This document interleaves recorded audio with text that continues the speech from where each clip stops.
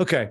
Just administratively, just want to let you know that I gave feedback to all of you on your topic submission for your teams. It's out there. Something happened with the course website that did not get submitted in time.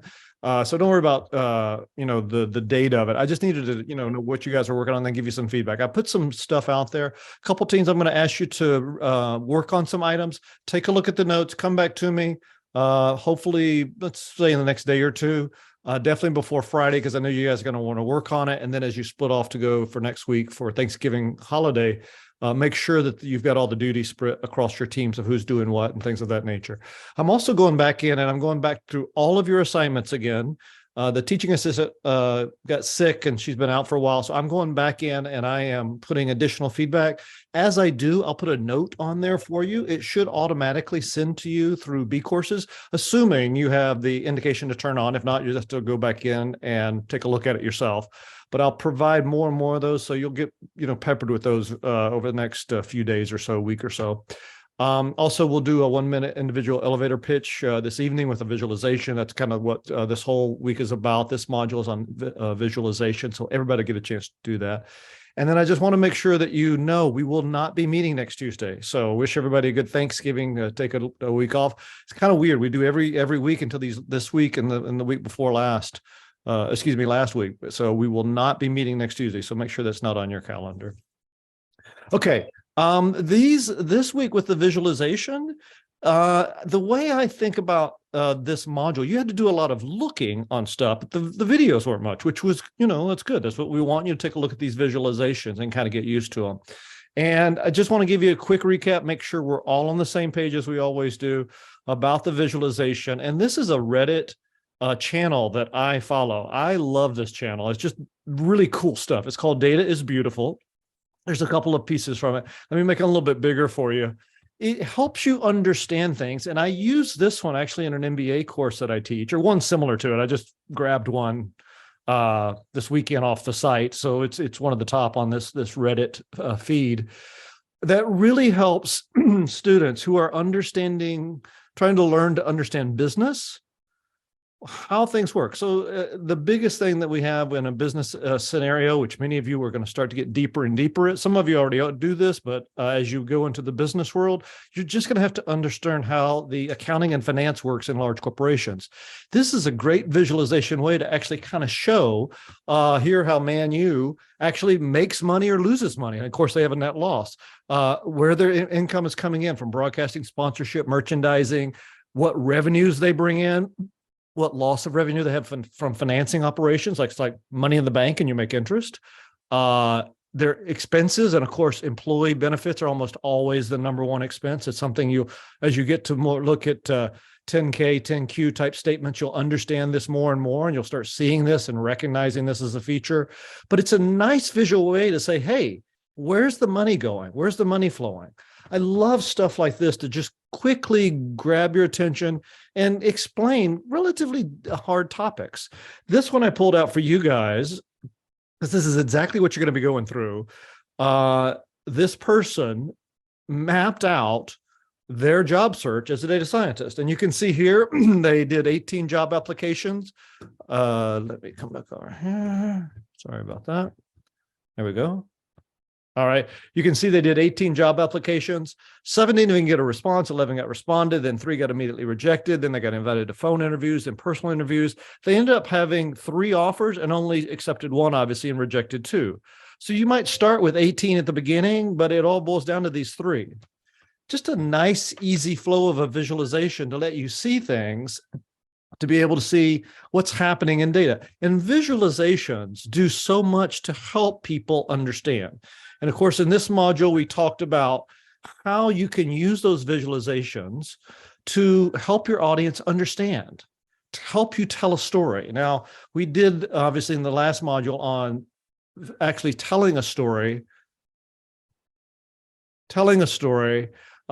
within the process verbally.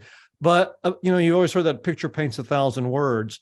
Visualization is one of the best things a data scientist has in their toolbox to really help get an idea across, an expression across, and of course, the results from all this work that you've been doing on a particular project. Of course, there's two really important ones that they mentioned, which one was data mapping, which is a point in time snapshot.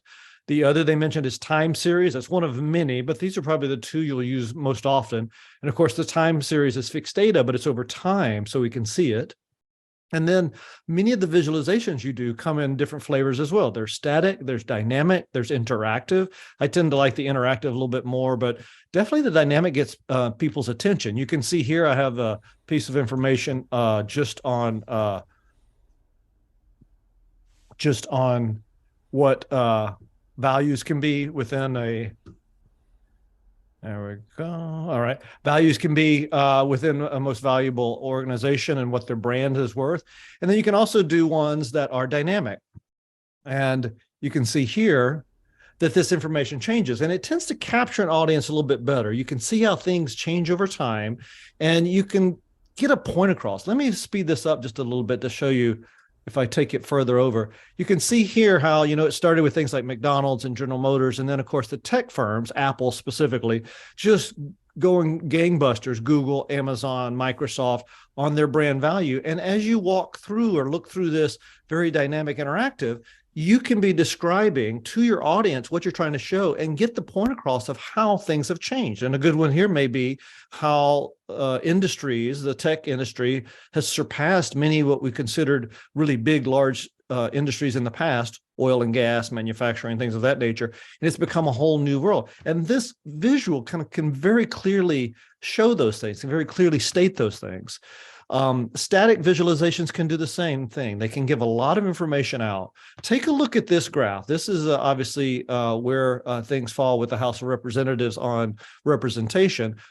What does this graph show you just right offhand? And I'll look to anybody this just quickly, and you take a visual look at that graph. What is the static visualization telling you?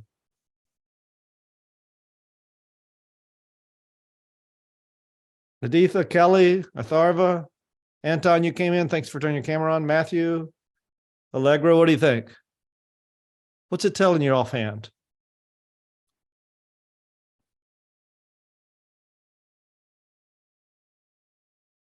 Is it telling you anything?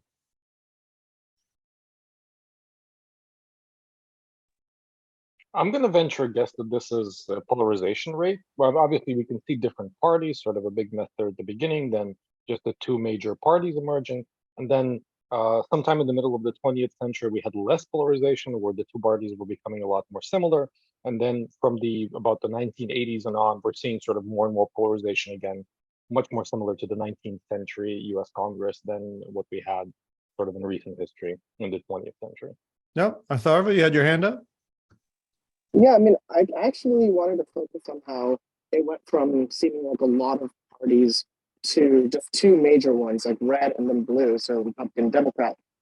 So you see a lot of different colors, maybe like other parties that were kind of involved in the process. It felt like, it was less, of a, I don't want to say monopoly, but like, like other parties that were able to participate in the democratic process in addition to those two parties.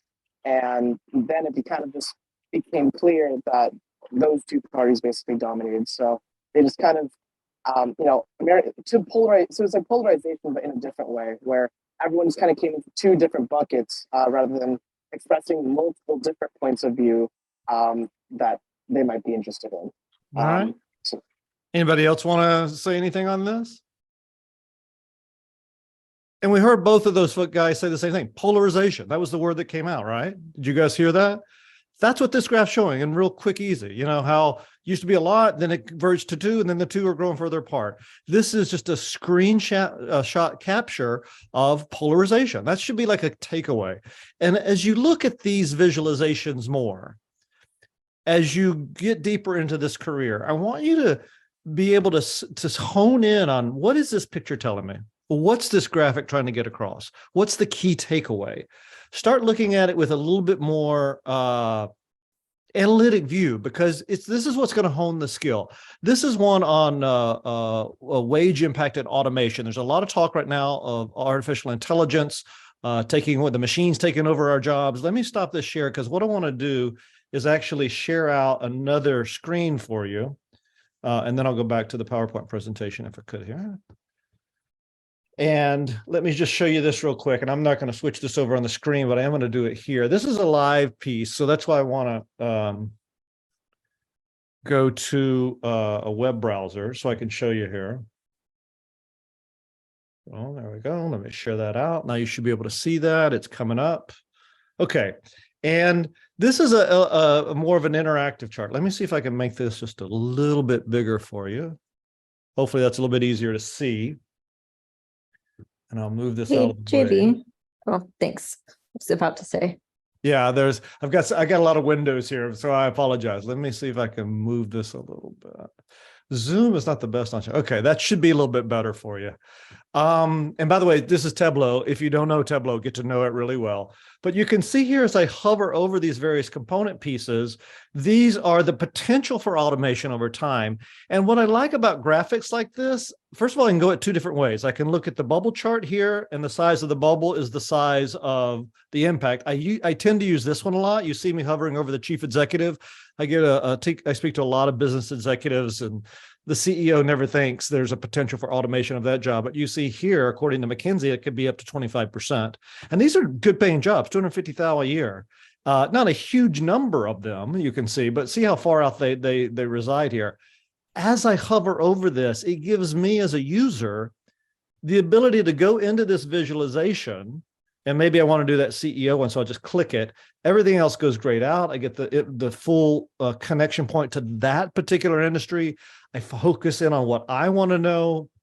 I see where these things are for potential of automation. And as you see here, the more I play with this data, it helps me drive the visualization. I can determine what I want to see. This is where, when you build these things out, some of these interactive views can be highly immersive. And depending on what your audience is and what kind of thing they're looking to do, and maybe this is a firm like McKinsey who's trying to dive through a data set to understand it, that particular individual that you're presenting to or organization may want to have that ability to actually go in and say, I want to play with this data a little bit. Thank you for giving me the tool. There's a lot of different ways to use visualizations to get your points across, and of course, to actually make what you're trying to get done and get accomplished better and easier. So there's lots of ways to do this. Now, I want to ask a question. I'm going to look over here to the entire class. When you went through this module, and I know all of you watched all the videos start to finish, and you saw all these visualization links, you were asked to click on a bunch of them. Did any of you find yourself spending time on this visual? Like you just started looking at it and then you thought, okay, I'll look at it and go to the next video in the module. But then you end up recognizing like you spent a minute or two looking at this. Did anybody do that? Nobody did that? You guys just ran through them? Oh, the baseball one was cool. The baseball one was cool. What did you think about that? What made it cool? In my opinion, because obviously go for the A's and Moneyball was the thing. So I just want to see how they were doing, and they're still doing good. Yeah, thank goodness for that Moneyball movie for our industry, right? It kind of explains a little bit about what we do, doesn't it? Yeah, if you're a baseball fan and you know the A's, absolutely. I spent a little bit of time on that one myself. Anybody else? Anyone you thought stood out to you, or did you guys just look at it and go, okay, thanks, I got it. Let's go to the next slide. I was super surprised by the one with all the water bottles. I didn't know what to expect when I clicked the link, and then I got a little scared. Yeah, especially when they did it against the Eiffel Tower or something. You're like, really? Is that what we're looking at? I also wonder when I looked at that data, though, I said, is that a crushed water bottle? Or is that a big water bottle mainly full of air? Maybe it's not as much plastic as I think it is. Like I actually had some question on it. Did that come up to you, or did you just go, wow, we're just using a lot of plastic water bottles? Well, I think the thing that surprised me was that it was kind of coming out at you, and I wasn't expecting the visual to be like that. I am pretty aware that we use a lot of plastic. I went to a lot of like science museums as a kid, and they have all those water plastic exhibits. Yeah, I've even seen artists make art out of these things. It's just to try to make the point across. Somebody else, something that was memorable to you, or did you spend any time looking at these, or was it just click to the next video?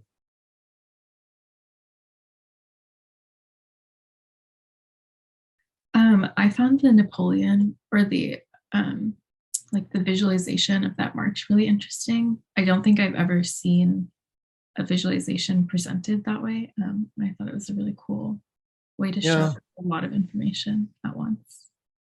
It was a lot, and it was the fact that it was old kind of made it interesting to me too. Why did we spend time on those visuals? Why did we not just click through them quickly? At least some of us didn't. What was it that drew us into those?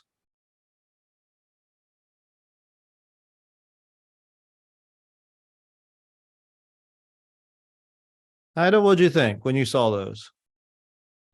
Did you look at any for any length of time? Yeah, I actually feel like I kind of lingered on all of them because I thought they were very like different and interesting to look at, most of them. Like there was a few that I had a hard time like understanding at first. So I had to take some time to like kind of gauge what's going on. But most of them were just very eye-grabbing and interesting to look at. Yeah, they are interesting, aren't they? Did anybody else think that? Like, are we, nerdy enough to go, oh, this is so cool. I want to, what is this about?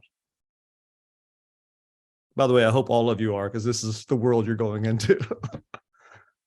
They're just engaging. They draw you in. When I look at an Excel spreadsheet, when I look at a pivot table, when I look at a chart, I don't get that. But when I looked at the water bottles in front of the Eiffel Tower, it's like, oh, you wanted to just you stayed there a little bit longer. That's the power that visualizations can have. My hope is you experienced it yourself just in this very module. Because these visualizations, it can help you effectively communicate a story. That's what we're trying to get across. Now, they can also confuse. A lot of people get confused on that Napoleon one. Ida, you said some of them you just had to look at for a little bit to try to understand what is it they're trying to get across. I get that on the baseball one a lot. Ars, did you pick it up like immediately, or was it well,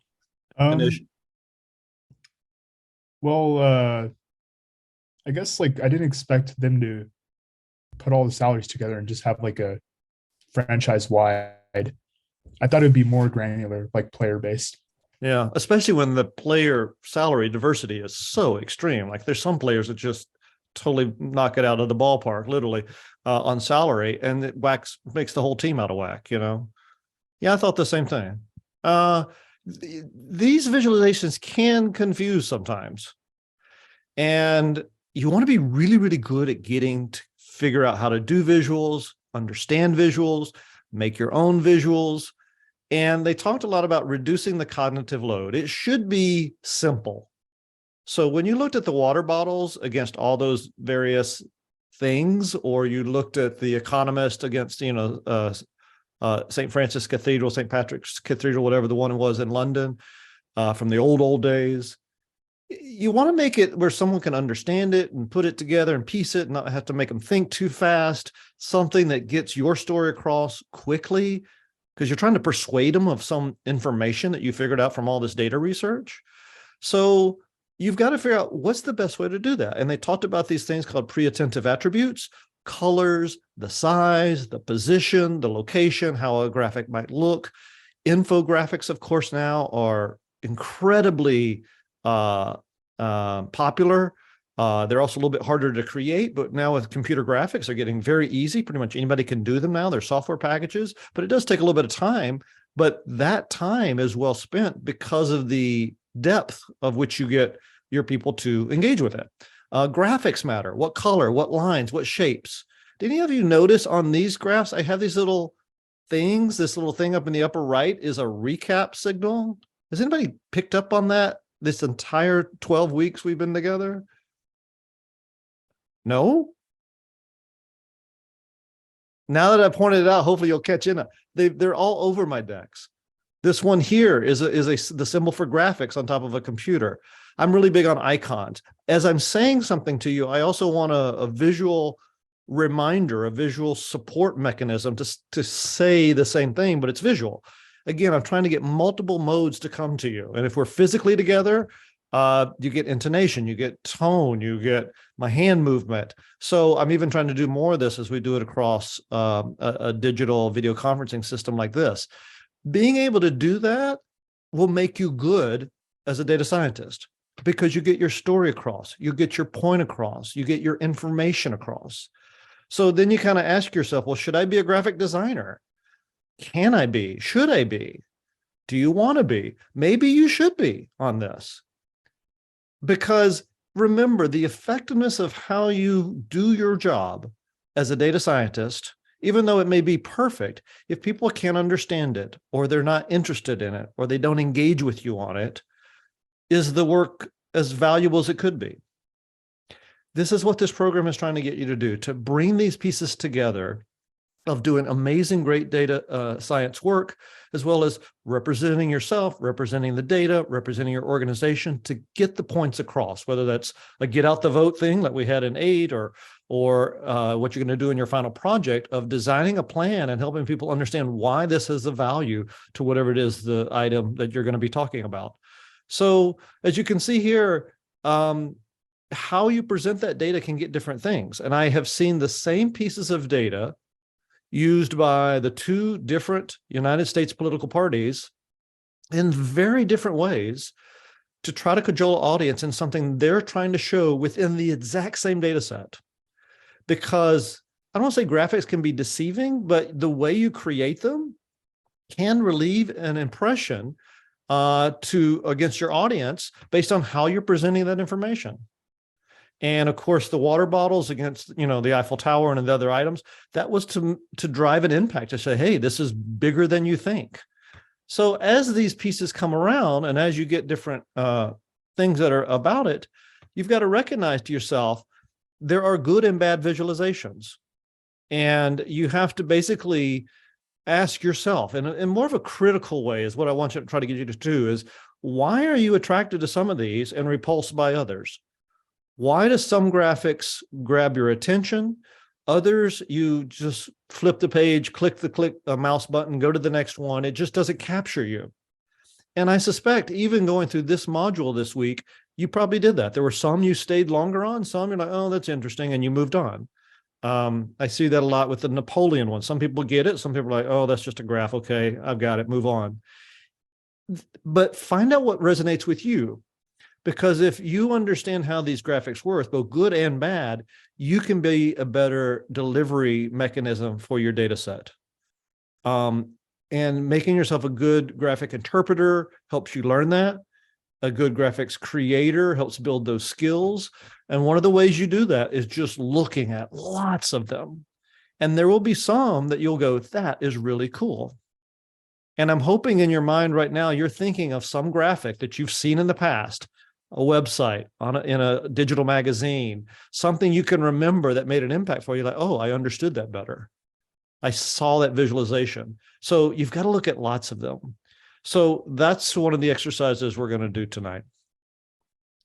And every one of you is going to present us with a proposal pitch, a 1-minute proposal pitch that we're going to go through.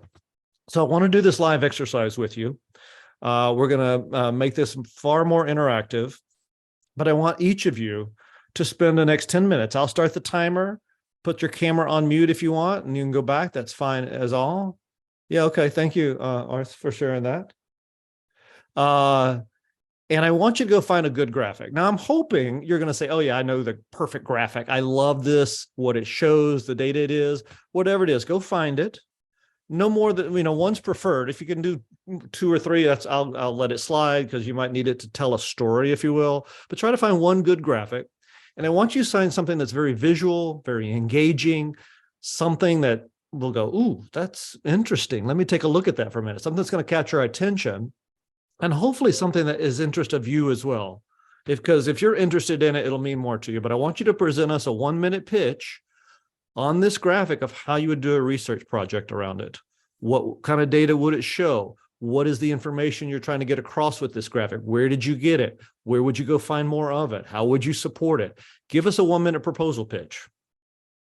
on a good research design for that graphic. And you can pretend like you made it, or you could say, you know, here's how it could be approved. It doesn't matter to me, but take 1 minute. And I also want you to tell us who we are, your audience. So we're all going to take 10 minutes, go out, scan the internet, scan your hard drive files, your blogs or whatever you watch, find one of those, and then come back and tell us, are we ourselves? Are we just a bunch of iSchool students that are looking at really cool things and we want to practice on this? That's fine too. You know, tell us that though. Are we a C-suite executive? Is the data that we're looking at here, you know, really something that would only mean something to this particular group, like a board of directors or a nonprofit leader? Ars, your big thing is forest fires, right? Isn't that the thing you're really interested in? All right, that's what I thought, because you've done a lot of forest fire stuff with us. Go find a good forest fire and tell us, who are we? Are we CAL FIRE? Are we concerned citizens living in the you know, wilderness urban interface zone? You know, tell us who we are. Are we a mayor? Are we a U.S. senator? Are we someone that can take this data and make a response from? But go find this out. So I want all of you to do that. And when we come back, we will hear from each of you. Now, this is the one I mentioned. Data is beautiful. It's a Reddit stream, or whatever they call for Reddits. This is the location. There's a whole bunch of things out there. Even if you just go to this one and scan through, you'll find one that you like. But there's a whole bunch of them out there. So find something that you like, maybe one of your own items, something on your own hard drive, some website that you go to, a community that you follow, something you're using in another course, that's fine too. But grab a screenshot of it, get the visual. If it's a live one, like the one I did from Mackenzie, have that web browser loaded up, and we'll share the screen. I'll make all of you co-presenter, and describe it using that same graphic of how you would do a research plan. Now, here's a whole bunch of ideas. My hope is you guys have a bunch. I've also presented you with a list of data sets from the day one of the course out in the additional item section. But even if you just use this first one, data is beautiful. Go to this Reddit site, scroll through, you'll easily find one. Here's another one. Information is beautiful. There's a visualization blog on Reddit. I really like Visual Capitalist. If you haven't been to that website, visualcapitalist.com, it combines both business and the graphics and information. I love that one. And here is a list of sites, like a list of all the sites where you could go find all these. I don't care where you get it. Everybody go take 10 minutes. I'm going to leave this on. I'm going to leave this screen up. Come back within 10 minutes. Set your clock to it. So it's 6:01 now. So come back by 6:11, okay? Pacific time. Bring us all a graphic, and everybody's going to go through it, all right? And by the way, the chat is up. So if you find something good, come back in and share it with everybody. But here's a couple of samples. Go get something. I will see you guys back at 6:11, okay? See you back at 6:11. Okay. Okay, looks like we have everybody back. Good. Jocelyn, Matthew, you still with us? I don't see your faces. Oh, there we go. Awesome, awesome, awesome. Okay. Now, one of the things that happens with this, I know many of you may not have a lot of work experience since you just came from undergraduate school at UC Berkeley. If any of you go into management consulting or any consultative role, I will share with you that what we just did is very typical. You will get senior leaders come to you. We have a client need. We need it now. Go find something. And of course, your normal reaction is going to be, but I haven't had a chance to look at it. I don't have the, don't worry, get it going. We got to have it now. We got to have it right now. Usually it's about an hour. They'll give you an hour to go do something. I gave you 10 minutes. And you're going to do the best you can. And it's going to make you a little flustered at first. But after you do 10, 20, 50, 100 of these go make it happen assignments, you won't get flustered. And you will recognize how quickly you'll be able to very professionally bring something together in almost no time. Now, you'll know it'll have holes and issues, but for the most part, you will get the base information that is needed by the senior leader or more importantly, probably by the client. If any of you go into merger and acquisition, I did a lot of M&A work earlier in my career.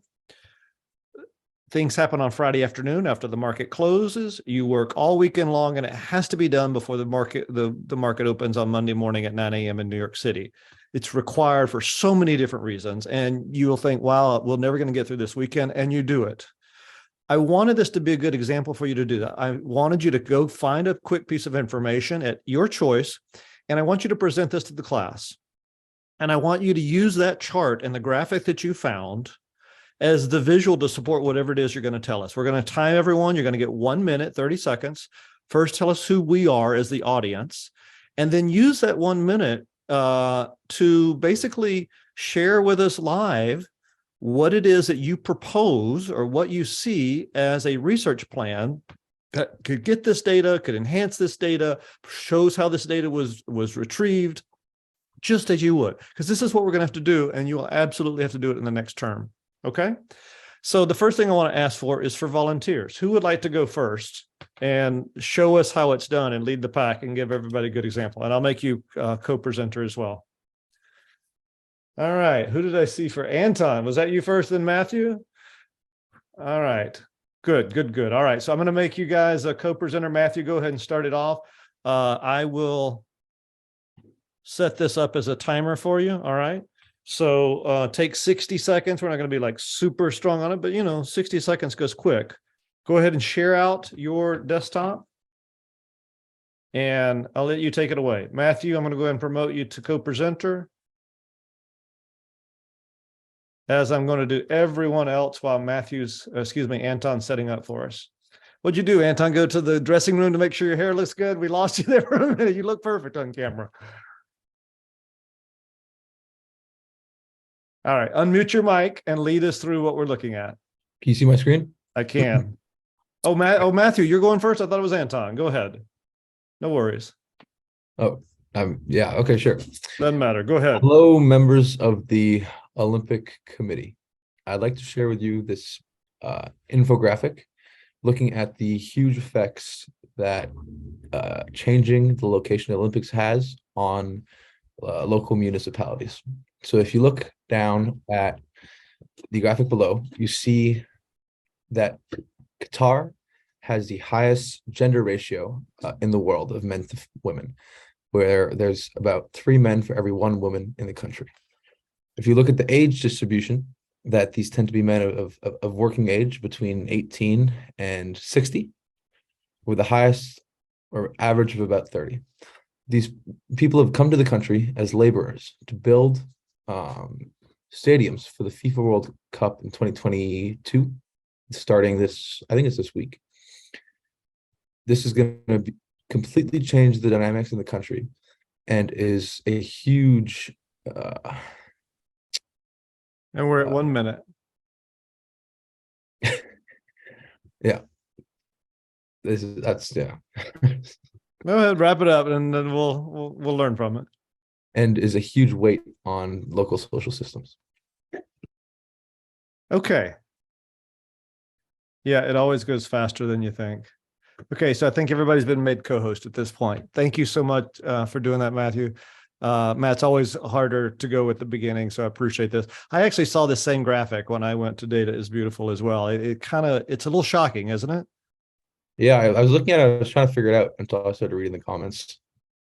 That it's just so stark that I couldn't really put together how this would have come about.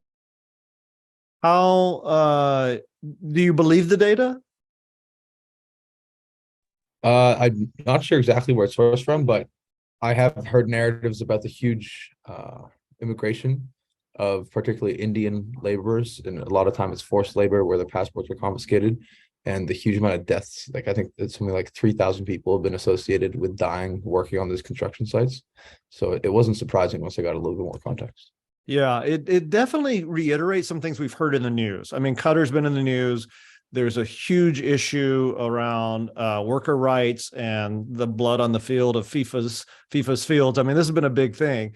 This kind of like, wow, maybe they did import a lot of Pakistanis and Indians and Bangladeshis and South Asians that they, we'd heard about. Maybe this data is proving that. And what does that mean for the demographics of the country? And then, of course, I look at a piece of data like this and I also think, well, is this a segregated society where all these people that were brought in that made this men to woman ratio get so heavily skewed? I mean, it's so obvious in this graphic. Is that something that is of concern to the citizens of that country, maybe not the workers of that country, which might be two different groups, and given the country might have different responsibilities and capabilities. I wanted to hear things like, I'm proposing a research plan that would dive further into this to understand, is this driven by a very male-dominated workforce being brought in from Qatar? How could this ratio be that skewed? What's the cause? Are they only recruiting men? They don't recruit women? Are they only looking for jobs that men are attracted to or could do or want or are traditionally in? I mean, these are the kind of things I'd want to see from the data as you go through a research plan. So for the rest of the class, first of all, let's thank Matthew for doing it. Good job. Always good to go first. Take your graphic, tell us who we are, explain a little bit about it, but then give us a research plan around this. What would you do with this data? How would you improve it? How do you think it was retrieved? That's what we kind of want to hear from here, okay? All right, Anton, you were going to be next, right? Take it away. You should be made co-presenter already. Thank you, Matthew. Alrighty, hopefully you can see my screen. Alrighty, so this is the graphic that I chose. This is basically a graphic of sort of the way that natural gas production from Russia spreads all over Europe. And we see a number of these sort of major gas producers all around the world. And the Russia gas essentially extends the Russia graph, the Russia portion of this graph, because these are here just reference, extends into this, it kind of explodes into a much larger graph that shows us actually what the main users of this natural gas are in Europe and around the world. So this is primarily a graphic for the general public, presumably for the general public, mostly in these countries right here, because it's probably interesting for them to understand how Russia has been using natural gas as a weapon, as an economic weapon, political weapon in Europe, how they have been able to influence Germany, for example, that well, and why Germany is so influenced by Russian sort of gas politics. Obviously, if you'd want to improve this graph, one obvious thing. We're at 1 minute. That's it? We're at 1 minute. So basically, one way to improve this would be to gather the same type of publicly available data about sort of the usage of gas for all of these other producers to illuminate their economic connections to other countries to sort of a similar extent. Obviously, you can't do this now, but it'd be really cool if you could just click on all these other countries and immediately see sort of how their energy exports create these political bonds across nations. All right, very cool. Comments from your classmates on this graphic. Cool graphic, by the way. What stands out to you that you'd want to see here? How would you improve that? Priya? I just have a question, actually. Is this like up to, or when is this data from? Yeah, so this is data basically predating the war. Obviously, now all of these results have been reduced tremendously. So some countries have completely cut off their usage of Russian gas, and some of them have reduced it substantially. And of course, all this entire sort of section has the entire EU section and many of these other countries have reduced their proportions considerably compared to like the Russian allies or Russian affiliated countries like Belarus, China, and even Turkey to a certain extent. And all of these other sections have become a lot smaller. Nevertheless, you can kind of see that some of these economies, they have grown in symbiosis with this Russian gas infrastructure and delivery system. So this is still valid, even from an economic perspective, even though these numbers have gone down significantly since. Priya, I had that exact same question. That's what this screams, is like, okay, this is usage of Russian gas. What is it now? I heard in the news they cut it off. So does that mean Germany, which is the one that stands out here, has no gas from Russia? Like, that's the exact same question I had. Any other comments from your classmates? By the way, I wanted to see the same thing too, Anton. I want to click on through the others. Could you scroll back up a little? This is production. Does this say how much of that Russian produced natural gas goes to Russia, or say USA goes to USA, or Qatar goes to Qatar? Like, that's one of the things when I see that, I'm like, okay, they're producing a lot. Do they use some of it themselves, or do they ship everything out? Because that graphic looks like everything they Like they're produce shipping goes everything, somewhere yeah. else. For sure. Because for us, most of our gas will actually, I mean, almost all of it stays in the country. And there are a few other examples here that actually are major producers that don't actually export any. Like, Ukraine produces natural gas as well, a tiny amount, but still, and they consume it all. They don't export any. And the same is like actually true for a lot of these countries. So that's exactly what I thought. I thought, I should say the United States used to be dependent on other sources. Now I understand the United States is independent. But if you look at that graphic, it looks like 16% of the world's supplies come from Russia, and they ship it all out. Did anybody else pick up on that?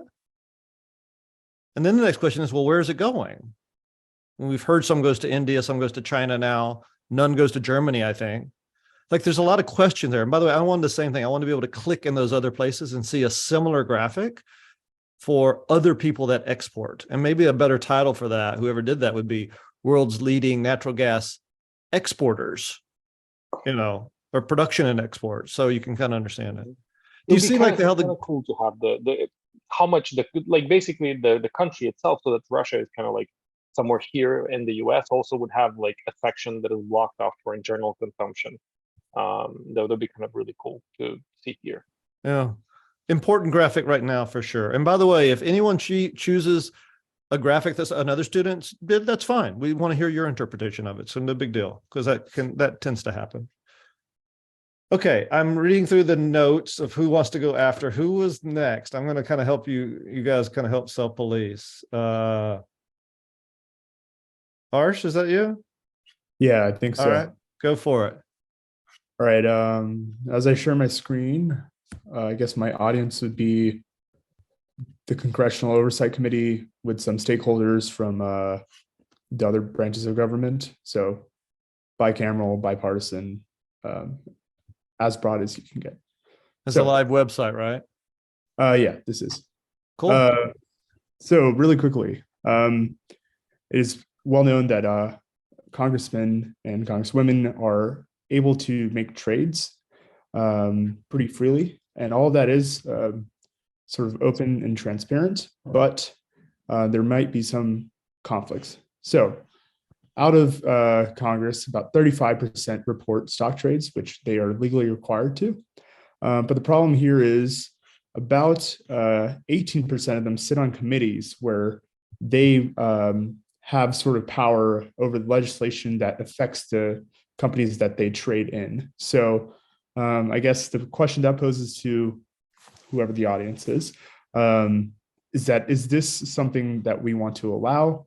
And if not, what is the proper course of action of sort of stopping that process? That's it. All right, at 42 seconds. Okay. Yeah, good way to phrase the question. Comments from your classmates?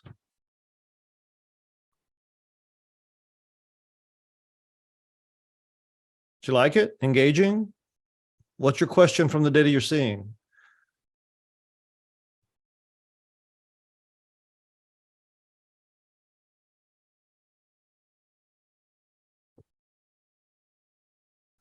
CR, she did such a good job. I'll have a comment. Come on. Anybody else want to say anything here? Because I'll definitely make a comment.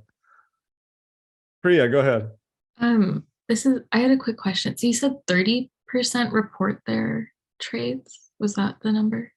Or like, why don't the rest of them report them? Is that illegal, or do these congressmen have a special reason why they have to report? No, well, I mean, it's illegal not to report a trade. So I guess it's just assumed that the rest of them don't trade. Okay. I see. I had the exact same question. It's the way you said it, ours is like only 30% report. Like, Well, should they all report? That was the exact question I had from your comment there. And I suspect that's what the graphic's trying to show, is it not? No, How wait, underground it is? well, no, I mean, it's not, well, this graphic is, but this one is just showing how many congressmen and women actually report trades. In other words, trade at all. If they're not reporting trades, they're, they can be held in court. All right. So the assumption is from that graphic that they don't trade at all. Yeah, well, that's the The assumption. gray boxes. Okay. Not sure, obviously. Yeah. I don't know how much we believe that, but okay, that's what the rule is. Okay. I guess I let my personal bias slip out a little bit there because I was also skeptical that all trades are reported.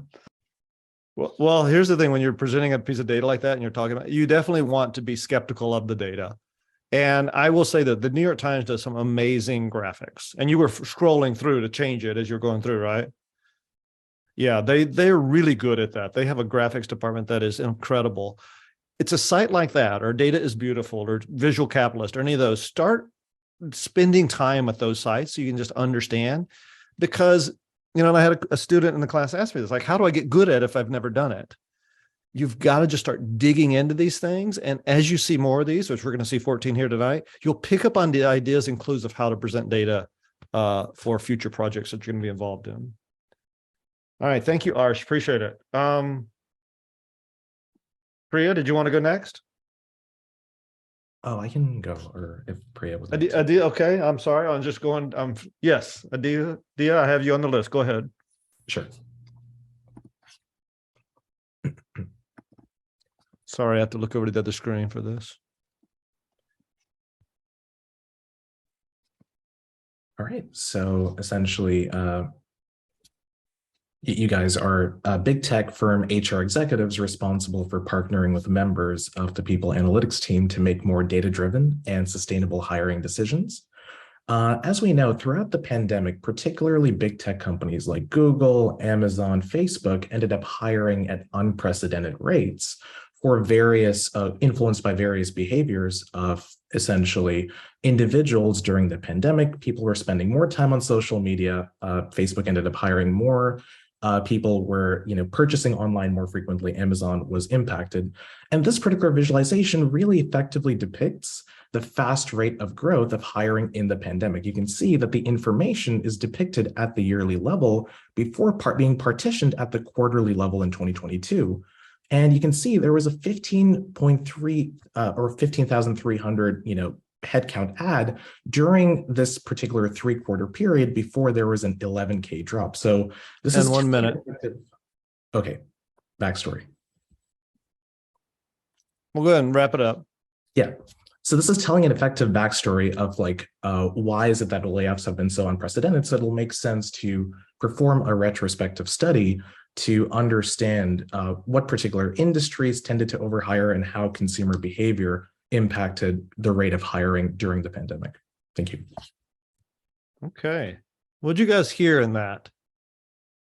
What's the big thing that stood out for you? Thank you, Disha. Appreciate it. Thank you. Did anything stand out to you guys when he went through this?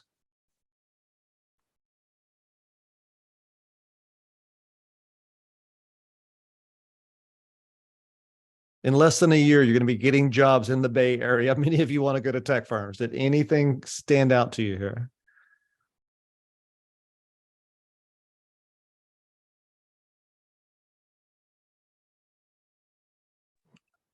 On the chart itself. Matthew, go ahead. The inconsistent slicing temporally is very interesting. That's the first thing I heard. Like, well, yeah, year, then we're to quarter. Doesn't that kind of skew the look at that? Because those are all annual until you get to those last 3 bars, right? Did I read that right when you said that, Adisha? That is correct. Yes. So they're back to where they were last year, right? 2021, about 4K higher. So for about 1 year, they hired a bunch, then they fired a bunch, and we're back to where we were a year ago, right? So Correct. maybe it's not so bad as we thought, because this was a crazy year last year. And by the way, this is what I'm hearing from all my friends. You know, I got a good friend at Salesforce, high level executive. There, I think they were like 1 or 2% layoff, but if you heard it in the news, you'd think the sky was falling. 1 or 2% layoffs is just a cleansing of the, cleaning of the closet. I mean, that's not a big deal. There's still thousands of people here. What does this mean to you guys? Living and, let's say, working and living and going to school in a Bay Area top school where all of these big tech firms recruit. What is this? Does this resonate with you at all in any way?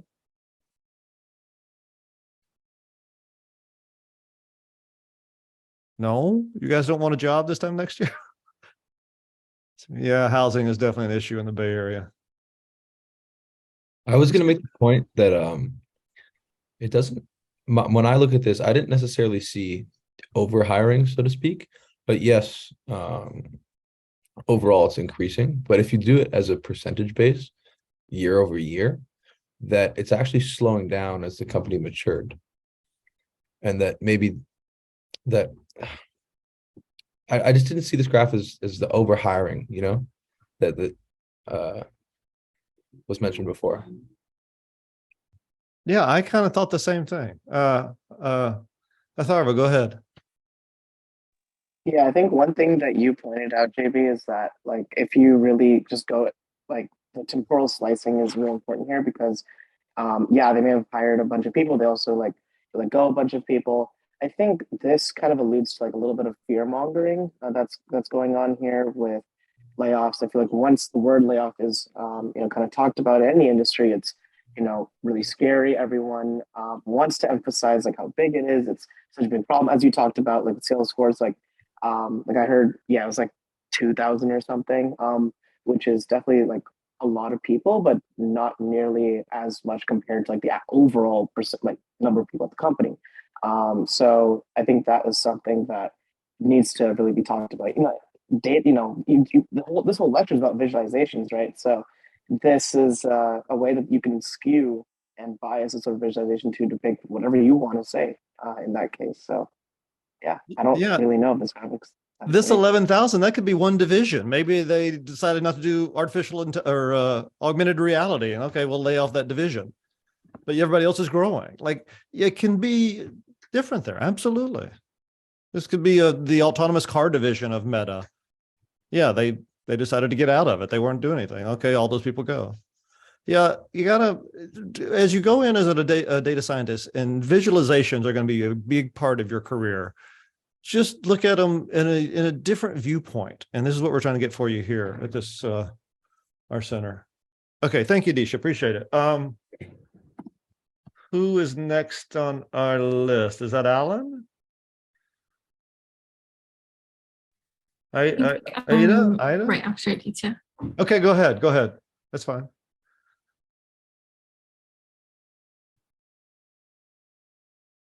Ida, was that you? I'm looking through I'm having to scroll up to see.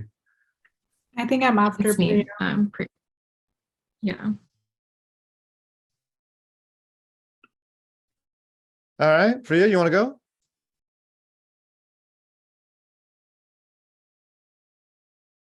Screen lock?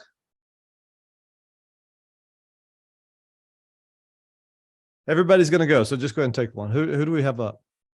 Priya, if Members. Okay, we got your screen is locked for us. Try one more time. It might be a little bit of a slow connection.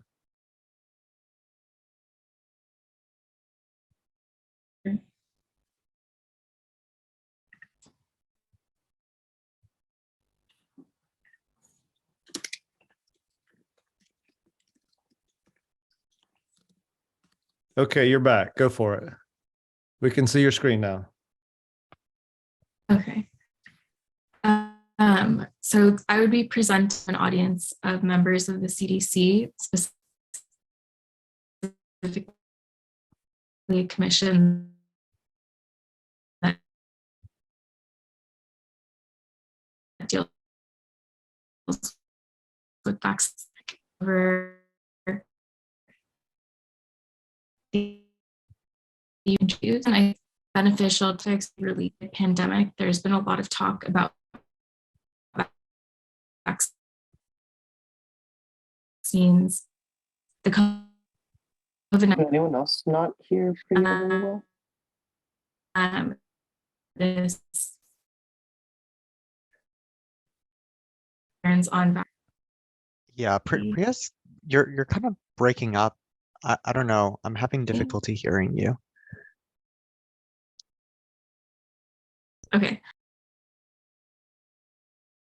Let's come back to you. Sometimes it just takes a minute to, maybe the neighbor's using a lot of streaming to watch Okay. Netflix or something. Ida, you want to go next? Priya, we'll come back to you, okay?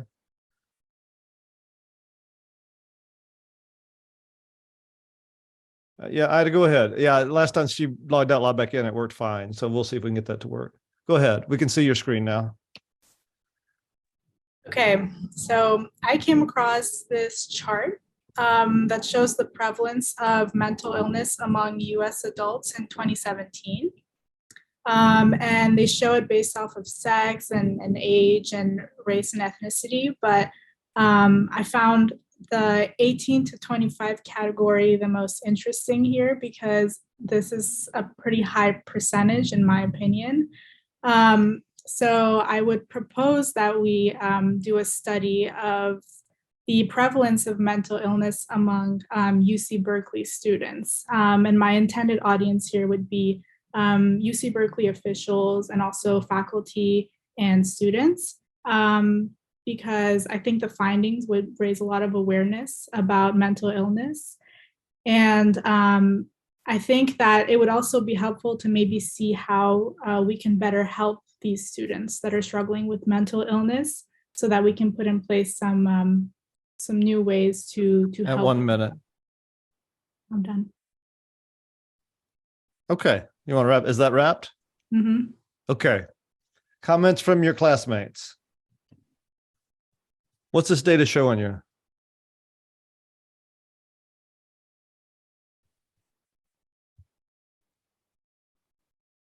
I'd rather you guys comment than me. What are you seeing here?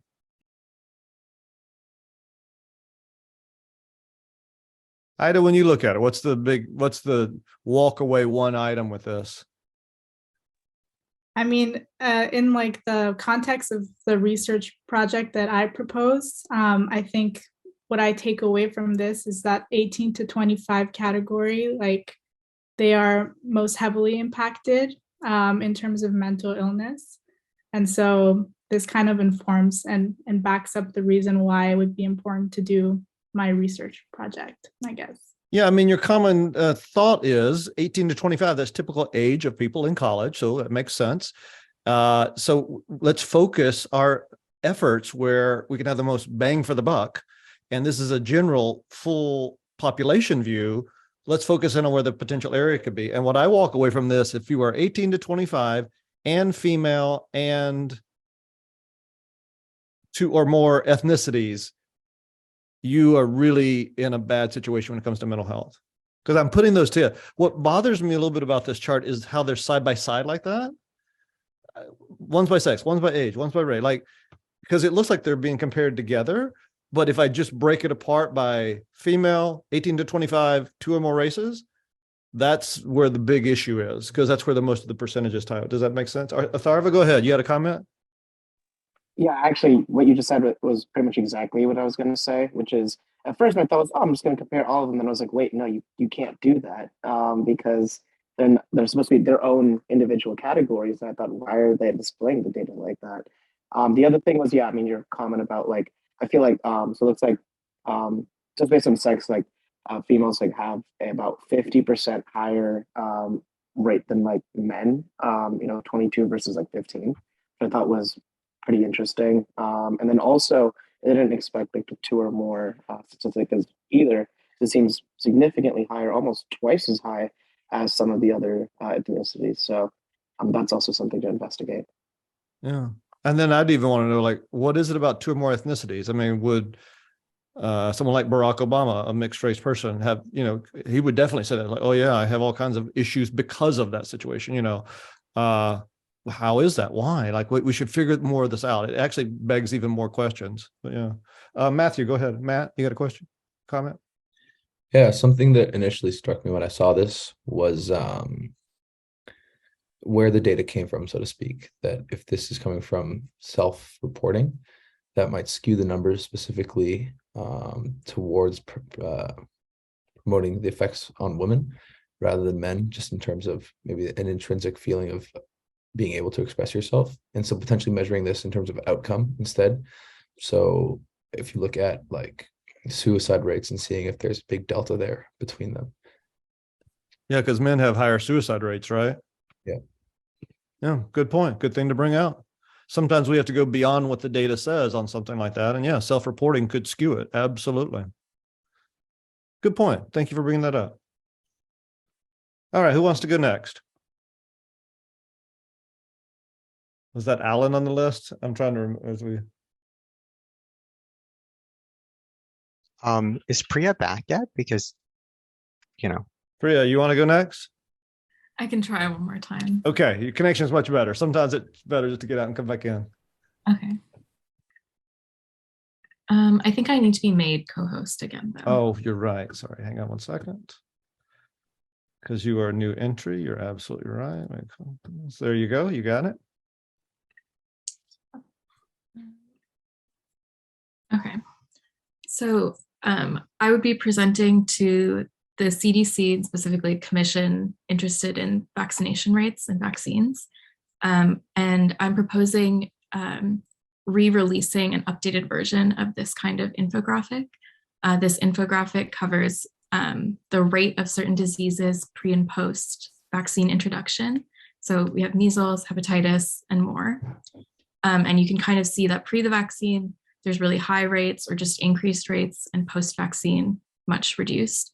And the reason I would want to update it is I think there in recent years, in the past 10 years or so, there's been a resurgence of anti-vaccine sentiment among parents. And we're also seeing certain diseases come back. So it would be a really good public information effort to release these kinds of infographics again, but updated.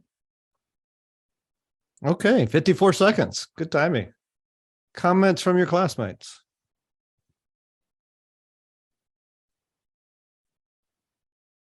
Is this impactful at all or no big deal? Like this particular infographic, or? Well, let's ask your classmates, because I know you feel it's a good one, but.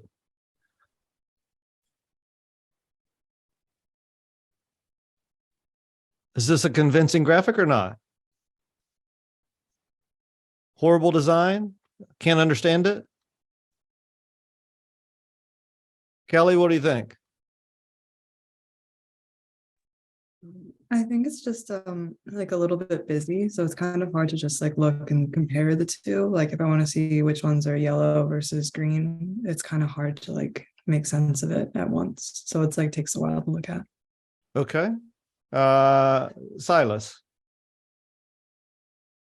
I think that it's pretty convincing. Like, yeah, it does have some problems, like Kelly's pointing out, but you can see that we're going from, at least 1,000 or more pre-vaccine to very blue, very a lot less.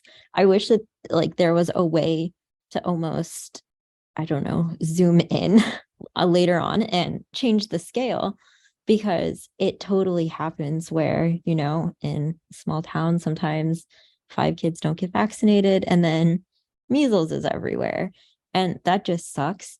And being able to say, yes, with the vaccine, we have this dramatic increase, and you can't like just rely on everyone else getting the vaccine in order to protect your community. So if there was some way to like take that second step, I think it would be even more impactful. All right. Angikar, you had your hand up. Did you want to say something? It's not there now. Initially, I misidentified something, and so I was going to comment on it, but then I realized it doesn't actually make sense. No worries. Alan, comment? Yeah, I mean, just to add on to what Silas had mentioned, like it just seems like the granularity here is a little bit, it's like sort of an uncomfortable middle. like you almost want to zoom in further, like Silas mentioned, like, and like sort of understand like the micro level. And what do you want to, let's say you could zoom in. What would you want to see? Exactly what Silas had mentioned, like realizing or understanding like how these like micro decisions might have macroscopic impacts. And I think like the granularity here kind of misses that, but has too much information that it just ends up looking a little bit busy. Like you would almost rather this be like a line graph, like of the entire like US population at that point. It would be less busy and it would sell the exact same thing. All right. You and Kelly think it's busy. Good comments. Anton, you got a comment? Not to be contrarian, but I actually kind of really like it. I think depending on what the idea is that you're trying to show, and in this case, the idea is to show this boundary where vaccines are introduced and they are effective without a doubt. You can kind of see that clearly. I think it achieves that goal perfectly. That's kind of the idea. Maybe even the nature of the data kind of makes this graph almost redundant, because like there's practically nothing beyond the line. Like for 1 or 2 years, the diseases persist and then they disappear. So maybe like even rescaling the graph in some way that makes that boundary less determinate would be helpful. And very much like Silas said, I would love to be able to zoom in on the individual states, to kind of see individual cities, individual counties, and maybe even, I don't know, individual blocks, to see like if the anti-vaxxer down the street from me had finally killed some children at the local school. Like that'll be kind of interesting to see those like sort of micro local outbreaks that we can see sometimes happening from just a sort of a local culture of anti-vaccine sort of sentiment arising. Yep. That would be like super cool to have. New Rochelle in that community. Absolutely. Angakar, you had your hand back up. Yeah, I guess like one of the bigger concerns that I have with this graph myself is just that like all of the states are there and the data is handled in a per capita way, but I do think that it's just kind of an odd way to represent data, given that the states have such different populations. Like if California was red, for instance, that would entail a significantly higher number of cases than like, let's say Rhode Island being red. And so personally, like, I don't know, I feel like something where maybe it's like a map of the entire US and then you can like drag over time, like based on whatever year you want to see, maybe like a better representation of that. Okay, Priya, you got this live. Can you go on California so Angakar can see? Like if you dived in, what would you do on California? Yeah, you'd probably run your mouse across California, right? Angakar, what is this telling you? What do you want to see there that you can't see? Or wait, I have a question. Sorry, I don't think I really understood. So you would prefer that it's not per 1,000 people and it's instead like pure number of cases? Not exactly. Like I see the value of having it as per capita, but I think, for instance, a higher per capita in California would indicate more cases. So maybe like both, I guess, like talking about per capita and about total cases. So you want to add more data to this chart, another layer of information. Yeah, but I would personally choose to do it in a different format, but yeah. Okay. Anybody else want to make a comment on this? I'll let this go a little bit further. I want to stop here for a second. And Anton, you picked us on some very key things here. Priya, can you scroll just a little bit? This is measles. What's the next one? There's hepatitis A. What's the next one? Mumps. And where was the vaccines at the beginning? Scroll to the next one. Whooping cough. Where's the vaccine on whooping cough? I think it's a really old vaccine. So it was okay. Go to polio. There's another good example. Okay. What's the next one? Rubella? All right. What are you seeing here? Yes, you're seeing a lot of visual. It's a lot of dots and stuff. The point of these charts are vaccine gets introduced, disease goes down over disease, over disease, over disease. On this chart, and I appreciate that you guys want to get down in the details of the weeds, but that's what this is about. This is trying to show you a higher level view. It's using it with lots of data points to make the case like, look, lots and lots of data, issues, problems, concerns with disease, vaccine, no problems. The point of this is vaccines work. And Priya's comment on why she wanted to refresh this data is to get the information back out there, because now we're getting vaccine hesitancy in our communities. Used to, nobody questioned the vaccine. Like, sure, we need the shot, get it to me. As a kid, you get all your shots before you go to school. Her point behind this was this series of high intensity charts tells a story. The story it says is, before vaccines, there's problems. After vaccines, there's not. That's the takeaway here. Now, as you scroll through, it makes more sense. I'd love to see them all maybe side by side, maybe line them up with the vaccine bar in the middle, and then they go off in different sizes on either side. And there's different ways you could do it, but that's what it's about. So here, diving into the details of, okay, let's go to New Rochelle and look at the Jewish community where polio is breaking out again for the first time in 50 years. Okay, that's one little thing. And that's not what the point is. They're trying to say to you, a whole society across 50 states can take a vaccine. If they do it and they do it well, the issue goes away. That's the point of that. And the fact that they use lots of little colors and little teeny tiny data things that you can't see, that's actually the persuasion mechanism behind it. Because you can look at a very distant view and go, issue, fix, issue goes away. That's what it's trying to get across. I think it's a great idea, Priya. I would like to see CDC bring this information back out. Just bring awareness back up. Maybe we forgot about it. Okay, who wants to go next? Who's next on the list? Was that Alan? No? Okay. Yeah. Wait, Ida went earlier, right? Yes. Yep. Okay, cool.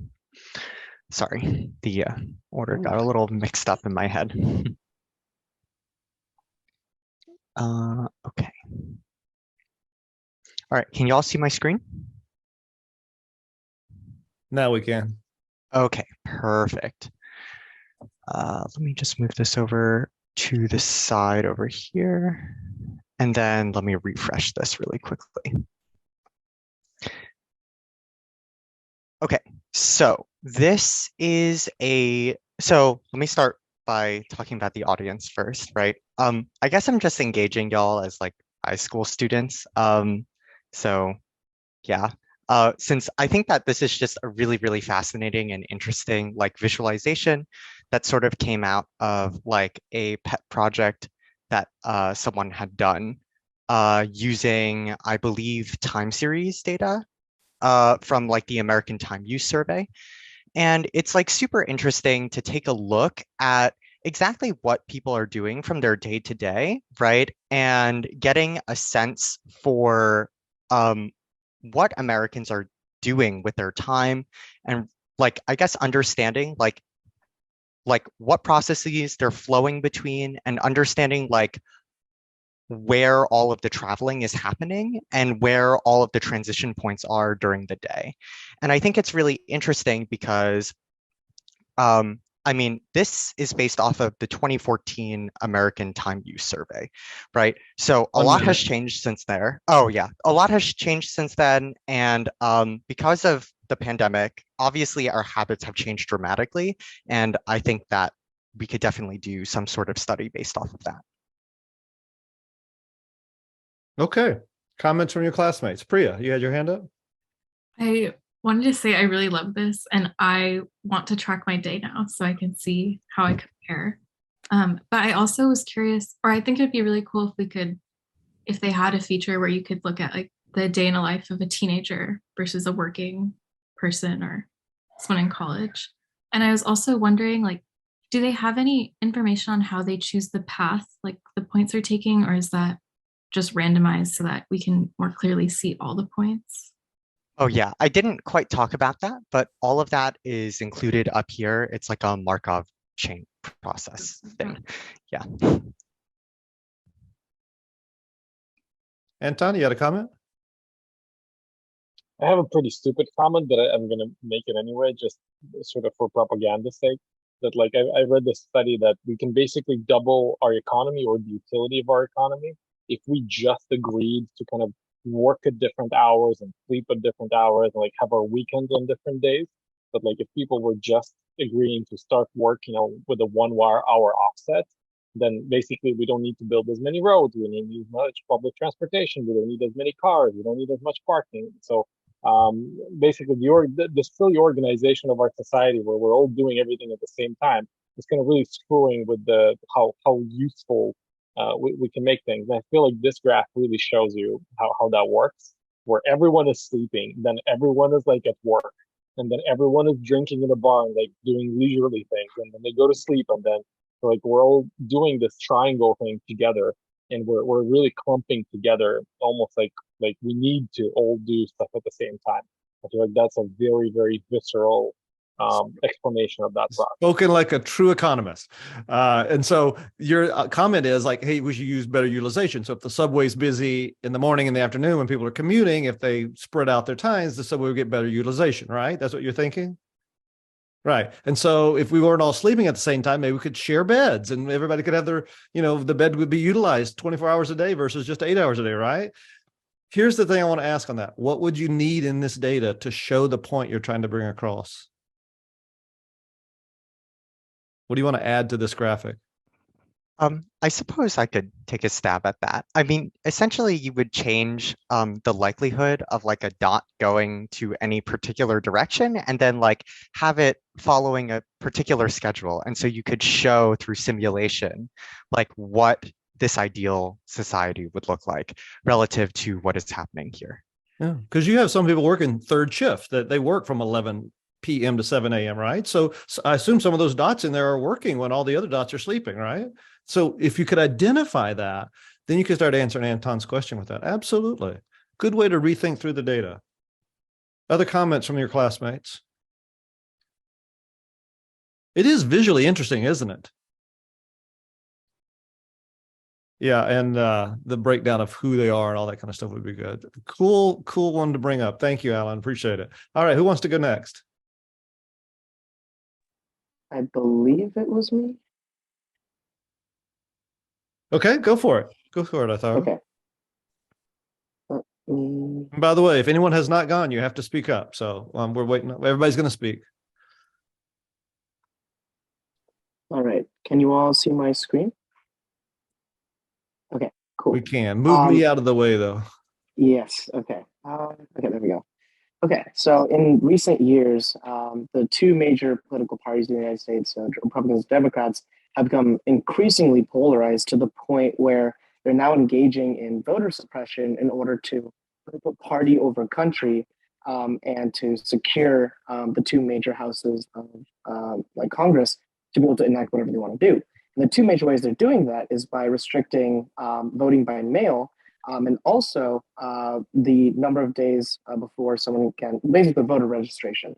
And so the proposal I have is to understand whether the number of days before election day in which someone can either cast ballots in person or by mail, or the number of days before they must be registered to vote has an impact on the number of voters, especially of a particular party, if it's statistically significant compared to comparable states with, say, like similar populations.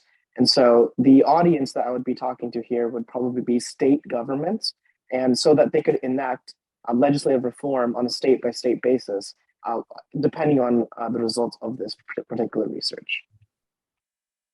Okay. Just under 1 minute. Good. Comments from your classmates?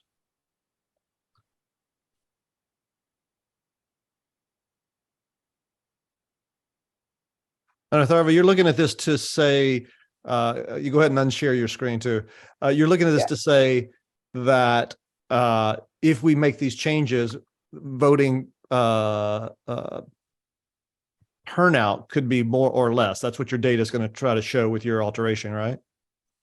Right. Yeah. So the idea behind this research is the difference between states that have, say, same day registration versus, say, states that have, I think, like Texas or some other thing that has like you have to be registered at least a month before.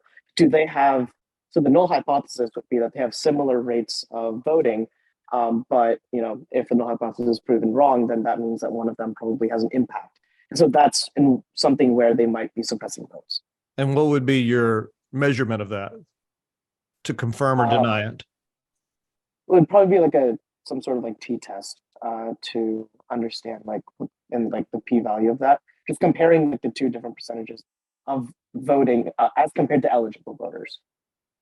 Yeah, absolutely. And then what parameters do you think could be introduced that might affect voter turnout? Yeah, so that's one thing that'll be pretty interesting to understand. Like it could be that I know that I remember there was like a particular study I was looking at. I don't remember where, but I think it was actually in 203 that had something similar to this, where there's a poll done where voters rank like how difficult it was to vote at particular stations. And I think there's a number of reasons that could happen that are outside of say any a particular party's efforts to tamp down voting. So that could be like it could be long lines, could be that the election day is like on a particularly difficult day for a lot of people. So controlling for those variables, I think, would be something that we'd have to like look deep into the data for. Absolutely. You got to bring that in. It could be a hurricane in Florida a day before or after an election, or a snowstorm in New York. And then, of course, the big one that you may want to look at on something like that is most countries vote on Sunday. Yeah. The United States votes on a Tuesday when most people are at work. Does that have any impact? Regardless of whether you can register early or not register early, whether you can vote by mail or not vote by mail, how would that impact things? If it was the same day registration, but it's on a Sunday, no issue. We can just go register. But if it's on a Tuesday, it might be a big issue. Right. So the omitted variable bias is actually pretty much exactly what we're talking about in 203 right now. So yeah, I think that's really important to consider. Good to bring up. Thank you. Agatha, you had a point to bring up? Yeah, I think like a very tiny thing that I might add to the visual aid is like maybe making the dot that represents each state like a color representing the party that's in power. Like maybe it's blue if it's Democrat, red if it's Republican, or if they have like a bipartisan legislature, making it purple if it's like divided or something like that. And that kind of helps to visually see, if there's kind of a partisan lean on how like this disparagement is taking place or not. I really like that, especially because that is one thing that as I was going through the proposal, I was like, there is no real way to tell. Like, yeah, maybe you might know implicitly, oh, Texas has more conservatives, but that's about it. There's no real data that shows that actually is visualized there about the party preferences. So that's pretty important. Yeah, that's a good recommendation. Good point. All right. Thank you so much. Kelly, you want to go next?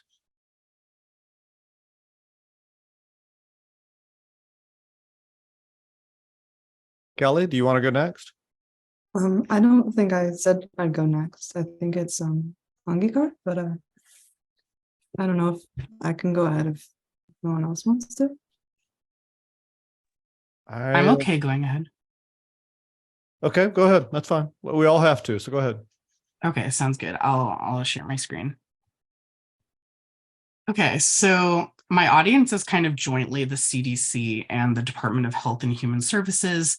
And these two graphs help us to see the prevalence and incidence of diabetes across the United States, where prevalence is typically how many people at a given time have diabetes, and incidence is how many new cases are we starting to see come up over a set period of time. And so we can kind of see that there is a geographical cluster kind of in the South here. And what I'm proposing is an investigation into whether we can create a more recent version of these two graphs, because this is from 2013. But secondly, if we can, hold some kind of interpersonal investigation into why people find that they might be running into diabetes more often, whether that's a lack of access to healthcare or, being in a food desert or whatever that looks like. All right, 51 seconds. Thank you. Yeah, maybe it is because of Coca-Cola. Comments? Atharva, go ahead. This is just a quick clarification. I might have just missed it. What's the difference between the two graphs? Like, what's the difference between prevalence versus incidence? Sure. Yeah. So, it's like they're public health terms. Prevalence is basically just at a given point in time, how many people have the disease, just like flat out. The incidence is like every day or every week or something, how many new cases are actually being actively generated. So you can almost think of it as like the derivative of the prevalence, like the rate at which it's increasing or decreasing. Oh, interesting. Yeah, thanks. So the fact that the graphs are similar proves not only that the South has more diabetes, but that they're also gaining more diabetes disproportionate to the rest of the country. Anton? I have another ridiculous comment. I think these graphs are both missing, like the headquarters of Coca-Cola in Atlanta right there. So we can see where this purge is really like spreading from. Okay, somewhat joking, but what you're saying has actually got a good point. Why would you want to see Coca-Cola on top of this? Why would Waffle House on top of it help? Well, obviously there are some cultural sort of food preferences probably that motivate this, where we know that certain types of food are like traditional in the South, and in these particular areas. So like you can kind of see that blob in the western part of the country is probably the Texas Triangle. So again, like a very sort of distinct cultural place. So you can probably find exactly why these areas are so like the link specific sort of food tradition to this particular graph. Another thing that I'm noticing is that like in California, for example, all of our poorer areas have sort of much higher incidences. So I'm assuming that income has got something to do with it as well. You see like all the poor states basically have a lot more, and like the poor areas of the country have sort of very, very large blobs that are very, very dark. So I'm assuming that this is probably related to income. So people who are poor don't have access to as much sort of nutritious food, so they have to go for something that's more caloric, and that kind of leads to diabetes in the long term as well. I just had like sort of one constructive comment about this, that I think that maybe sort of the way that this is blotched out is by county, and that maybe just a tiny little bit sort of misleading. I don't know if I can articulate this properly, but I think it's sort of a matter of density, because like I can see that all of these large blobs are basically where you have a large city. So if you have a large city there, so you have enough people there to have a large blob, you can probably I don't know, maybe sort of separate this not by county but in some other way to get an even starker sort of picture of this of the way that this is spread. Like I don't know if the county-wide split is the best way to do this. Okay. In essence, we need to overlay this with a graph of culture. And I say that purposely like that to make you understand how so many different factors could go into this, because obviously the data is pretty clear. Then can we figure out why? Waffle House, Coca-Cola's, income, whatever. Lots of areas you could go into that to help define a piece. So good things to bring up. Any other comments?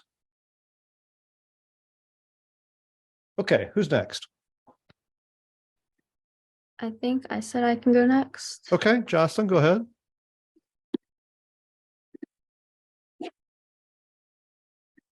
Okay, is it sharing? Okay. So my audience would be an artist or record label that is deciding on their tour locations and maybe like the number of shows that they want to have at each location. So this graphic basically shows the proportion of number of streams out of all streams in that region that a specific artist got. So the darker purple represents a higher proportion of streams, and then the lighter pink represents like fewer number of streams. So if the record label was representing someone who tailors to maybe like diehard teenagers like Taylor Swift, then maybe they'll focus more of their locations on the upper like northwest locations. Or if the artist is more of a country singer, line dancing type of thing, then they tend to have an audience all over the US, but more focused in the central United States. So they should be able to use these heat maps to decide like where they get most of their views and their streams. All right, 102. Just over a minute by 2 seconds. Okay, good. And what is it you want to do with the data? Can you give us in a one quick Basically decide where they want to place tour locations and if they want to have more shows in that location rather than just have one. Maybe they want to have a couple nights of shows because they have more viewers there. Okay. Comments from your classmates?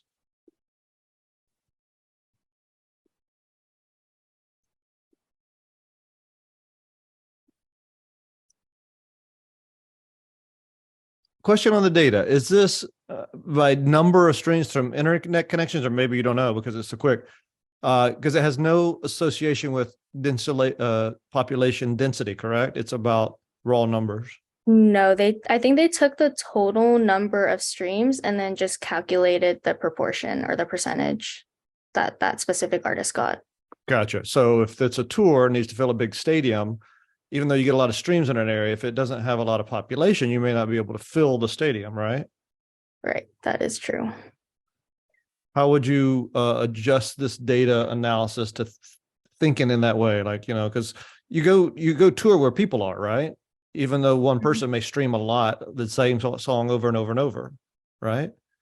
I feel like in general, you could maybe just go to each state tends to have one big metropolitan or one big city that people, if they really love an artist, they'll travel for. Thank you, Car. You had a comment? I have a slight question that might lead into a comment, but when you say, or when it says Taylor Swift and Luke Bryan, does that reference like the graph under it, or does that reference both of the graphs? Or okay, yeah, one under it. Yeah, I guess the thing I was gonna say is I find it so interesting that like all of these artists have slightly different vibes about them. Like Rihanna might be considered more pop and R&B, while Taylor Swift is pop and like historically country or something. So I think it's just kind of cool that like the graph is so different for these different genres of music. And I mean, obviously the artists themselves. I think the way this was also done was the total number of streams would add up like all 4 of their streams. So that is why, since Taylor Swift is so relevant in this like Northwest region, you don't really see the other 3 have much density there. So Montana is taking more of Taylor's streams than anywhere else, and that's why it's skewed more towards Montana, and she should tour Montana? I think in Montana, most of the streamers are viewing Taylor Swift, but not Rihanna, Drake, or Luke Bryan.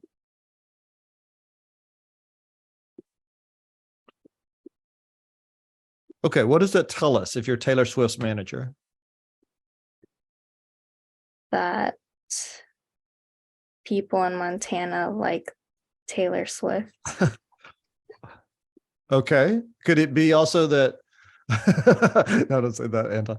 Could it also be that there are a lot of people that stream over and over and over in Montana of Taylor Swift? Maybe she's got some very diehard fans, even though there aren't many there. Yes, that would probably be the case. Things to just think about how we do the data look. Okay, thank you so much. This is good. Who's remaining? I can go next. Okay, go ahead. Thanks, Kelly. So go ahead. Go ahead. Okay. So my audience is a new clothing brand that's looking to become more popular. And as there's been more and more pushes towards equality, there's one form of equality that we see every day, but we don't really think about, which is pockets. On average, men's pockets versus women's pockets have much different sizing, even on the same exact pair of pants, different, even if they're the same size too. So as we can see, even across like the most popular brands, women's pockets are almost half as big as men's, and that doesn't leave a lot of room for fitting things. So what I want to go further with this is to study whether or not this is a trend by the companies that are mostly dominated by men, or if this is a buying preference. And we can further study that by analyzing consumer trends, behaviors, as well as sentiment analysis and reviews.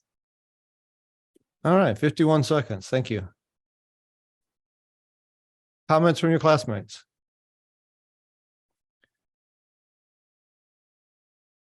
I kind of love this because of how simple it is. And just the quick overlay between them really just, it doesn't make sense, you know? Did And you it's know about it before, Matthew? something that I've never questioned. That Is this new to you? Did you know about it before? Oh, absolutely not. This is not something I'd never even considered. Yeah. But when you look at those two phones, you know, that's got to be a pain. Yeah. Kelly, I saw the same article. So Atharva, go ahead. Comment. I was just gonna say that the visualization itself was so interesting, just remarkable, honestly. That you can like have like so many different like combinations of things. So that was actually really cool. Priya? I was gonna say the same thing. I thought the like different items was really interesting. And at the bottom, the fact that you can do like different brands and then also like different price points and sizes is really cool because you can just see like over and over again how the same finding is yeah. Yeah. Simple, clean graphics. Absolutely. All right. Thank you. Who else is next? Who's remaining? Step right up. Who's remaining? I can go. Okay. Go ahead.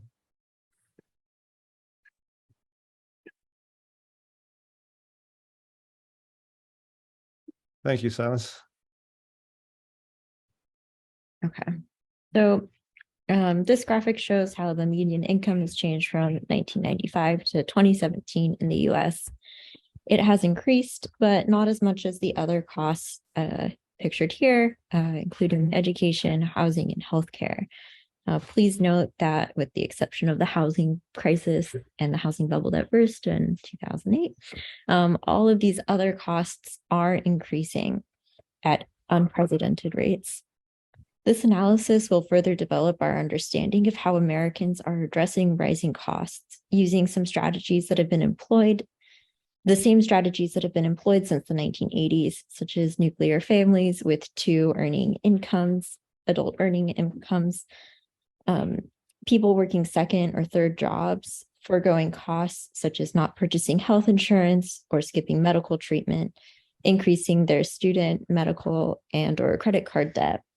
We would also like to investigate if Americans are employing novel ways to address these rising costs. Okay. 1 minute, 4 seconds. Comments from your classmates. What stands out here to you about this chart?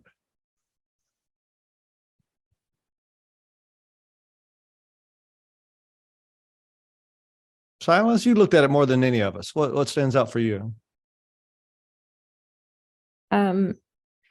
Well, of course, I'm gonna think about the education costs that are rising and how they're rising at rates significantly higher than anything else. Do you own a house? Absolutely not. Not. Okay. So you probably have healthcare costs and you probably have education costs, yes? Yes. What other costs do you have? Big costs, big buckets. Well, I don't own a house, but I still pay rent. So well, I it's pay housing costs. groceries. Yeah. Yeah. Yeah, groceries. I'm thinking food and transportation. Those are the two big ones. I would be like, where are those in here? Like that's just, to me, it just stood out a little bit. Matthew, go ahead. You had a comment? Yeah, I would want to be, I'm interested in what happened in 2000, that from 95 to about then, there's a 5-year period where everything was tracking relatively similarly. And then there was just kind of a huge divergence. Was there legislation or something that happened? Yeah, something in 2000 made everything go a little wacky. Yeah, and as you get further away from the 100%, good point, Silas. It mediates away from that 1995 data point. Absolutely. Anton, you had a comment? So since this is in percentages, I feel like it would be kind of cool to see more than just the median income, because we can probably see a slightly different picture in the upper incomes and an even worse picture in the lower incomes. So I feel like that could be kind of like a cool addition, at the risk of making this a little bit busier, because this is almost elegant in terms of simplicity. Like it's sparse.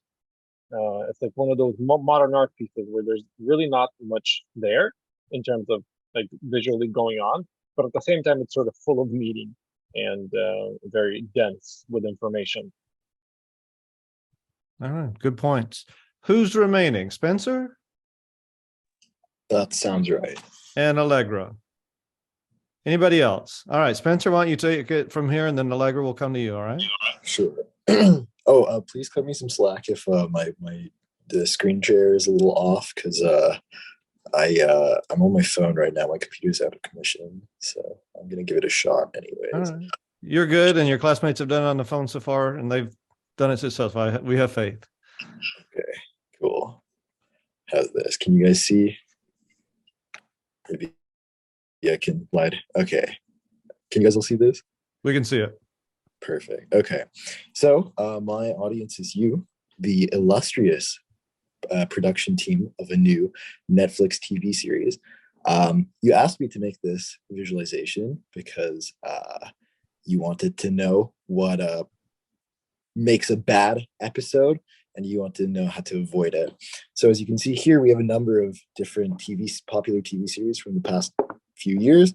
And each plot is a pseudo time series of tracking their popularity over the episode number. And you can see that the lowest rated episodes are labeled, which will allow us to pick episodes for case studies and note that we can observe the behavior, the upticks and downticks after, before and after these episodes. Okay, 36 seconds. Beauty. Okay, comments from your classmates.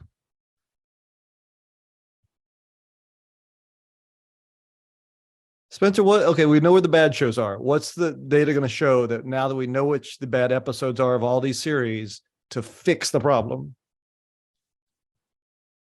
Right. Basically, the assignment, that I've been given is just to locate which episodes are bad. And now, after this, we can get a second order analysis. We can pick out a few case studies of where shows had bad episodes and then turned down, like their overall popularity started to trend downwards.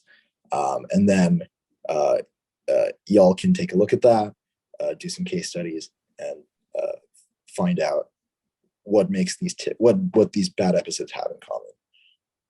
Anything in that data shows bad episodes happen in season 1, first week, last season of the run of the series because people are getting tired of it? Any data show that you could pull out from that? Yeah, there's a few interesting ones. Like at the top of the plot, there is I'm not sharing it anymore, am I? Hold on, give me 1 second. Let me pull it back up. All right, here we are. Yeah, so you can see that in the Game of Thrones, for example, it's pretty consistently highly rated until the last season where you have like this significant downtick, and they end on a bad note. You can see in other cases, some shows will have a downtick kind of in the middle, like this Star Trek episode, but they managed to pull it back and then get a consistent upward trend rolling again. So that might have just been an outlier. But yeah, it's a very simple visualization, but it compresses a lot of information into and abstracts it outward in a very efficient manner. Okay, thank you so much. Allegra, you want to share yours with us? Thanks, Spencer. Thank you. Okay, so basically my target audience is like the US government or some health department, and you are looking for kind of the next COVID treatment that's going to be resistant to any variants to come. So as we know that like as COVID is going to be more like the flu, we want a treatment that kind of attacks all the variants to come. And so this data visualization kind of just looks at all the different types of COVID treatments based on evidence. So if you click on one of these, it kind of takes you to a link of the evidence for that. And so it ranks them, and then it also shows you the effectiveness based on different variants or if it's unknown or not. So based off this, I would like more data on kind of how these different COVID treatments will last with all the different variants to come. And kind of 1 like minute. and the cost effectiveness of them. That's it. All right. Comments from your classmates?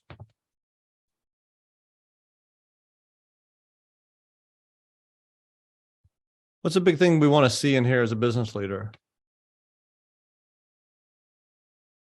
And Allegra, you mentioned it right at the end.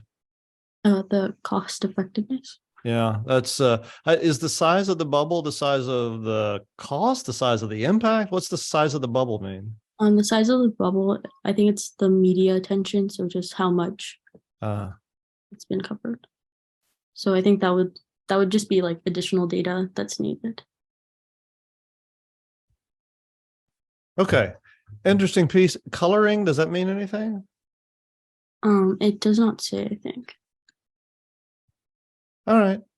One other thing, obviously, everything got a lot of media attention during the pandemic, still is. So they're all kind of about the same. And then the next question is like, what do the colors mean? And then if you can click on the not effective, I thought a couple that were good were not effective. I think when you clicked on one of those, can we just eliminate those and go, okay, let's put all our effort towards those ones on the far right that say worth trying that are effective? Like, can that be a really simple graph to go, hey, here's where you need to focus effort? That's what I would read quickly in that data set. Yeah. Okay, thank you. Why don't we take a break, team? So let's all take you want to say a 10-minute break? We'll come back and we'll break off into our teams, all right? So do take a stretch break, 10 minutes. I'll put Tim on the clock. We'll come back 8 to 10 minutes, but give me 10 minutes on the clock and we'll come from there, all right? I'll see you back on in just 10 minutes. And what we're going to do is we're just going to quickly get you into a team breakout. And I have the rooms created, but it's not giving me the option to put you in. So I'm going to try this with adding room, and then I'm going to try to put you all in your respective rooms. Okay, there we go. It gave it to me once we got it open.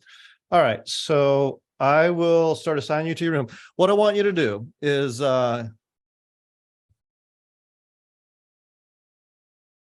get together. This is going to be your team discussion time. So what we're going to do is talk about your final project. I'm going to jump in and out of the room. So I want to come over with you on your planning, your assigning responsibilities. Remember, we're going into a period here where you've got 2 weeks. I know a lot of you are going to be traveling and visiting family over the holidays for Thanksgiving, but it's some good time to make sure everyone has clear direction. You know what you're on. If you have not gone out to look at the feedback I've given to all the teams on your topic, some need a little bit of refinement. Use this time together to work on that refinement.